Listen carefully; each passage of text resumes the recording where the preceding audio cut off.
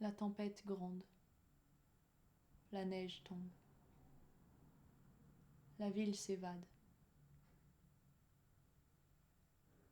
Il m'arrive depuis peu de dire avant.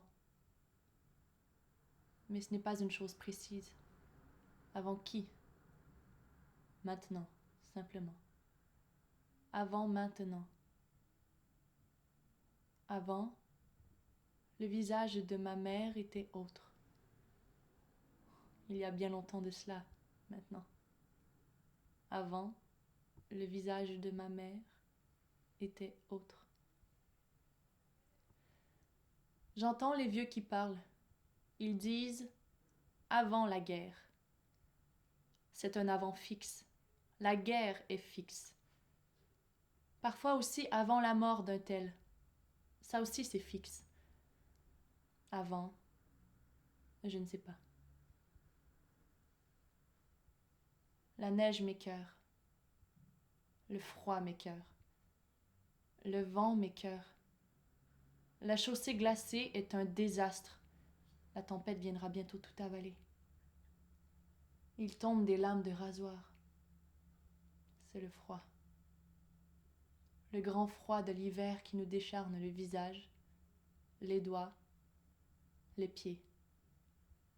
L'âme qui tremble, mais c'est pour autre chose. Avant, il y avait le soleil. Mais quand? Quand? Cette ville est une punition. C'est beau le printemps.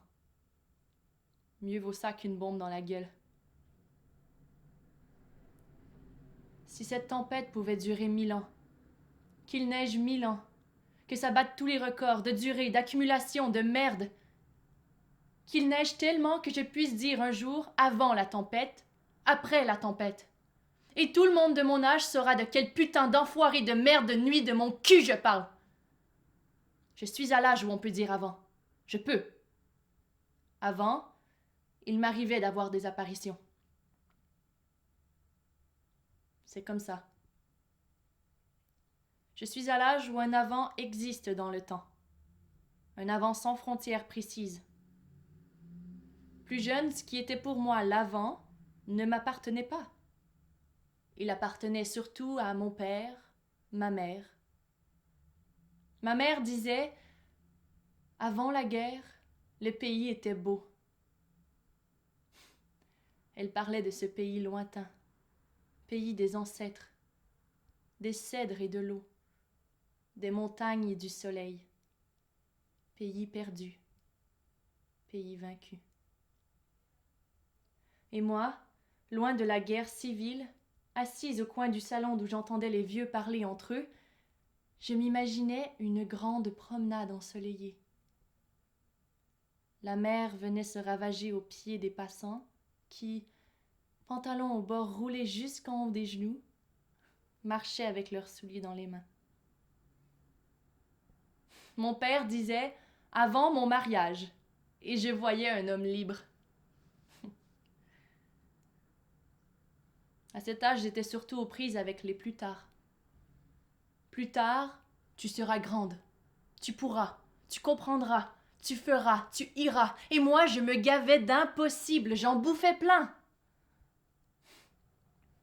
Parfois même, quand je me couchais trop tôt, et que les autres, les plus vieux, restaient dans cette activité du soir qui m'était si attrayante, et que je quittais à chaque fois avec le cœur retourné par le désir ardent d'envoyer mon âge à tous les diables, je pouvais rester assise dans le noir, devant la fenêtre de ma chambre, à imaginer ce plus tard si magnifique et si libre. Ce plus tard associé pour moi à cette époque inimaginable où je serais devenue grande. Aujourd'hui, tout cela est pour moi un avant et je suis dans ce plus tard si souvent désiré, si puissamment rêvé. Et je peux vous dire que ce plus tard, une fois que j'y suis, je l'ai foutrement dans le cul. Je suis assise au fond de l'autobus. Je suis devenue grande et je me gèle le cul et personne ici ne sait qui je suis, ni ce qui m'arrive. La neige m'écœure.